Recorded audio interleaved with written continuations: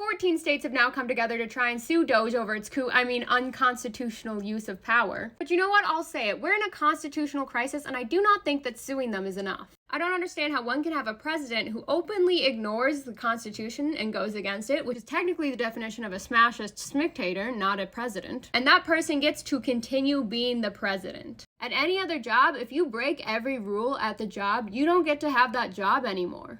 Now, there is a slight argument among professionals as to whether we are currently already in a constitutional crisis or if we're like a half a step away from one. Because a constitutional crisis, right, is when someone's ignoring the Constitution, we're in crisis. One of the checks and balances, such as the executive branch or the president, is ignoring the other branches and just taking total power. And the only argument so far against this being a total constitutional crisis is that so far, luckily, Trump has complied with all of the court orders that block his insane executive orders that do just this. They overstep their reach. His executive orders, right, are clearly his attempt to see how far he will be able to take things before he is stopped. But a great example of this is Elon Musk's Doge fake agency, which today, of course, leaked a bunch of government classified information on their websites, including U.S. intelligence data, I've been told. Despite the fact that according to the Constitution, Doge doesn't actually have the power to pause federal spending, and the power to delete three-letter agencies has to come from Congress, they still hired a bunch of children, and I highly encourage you to pause this and read it here,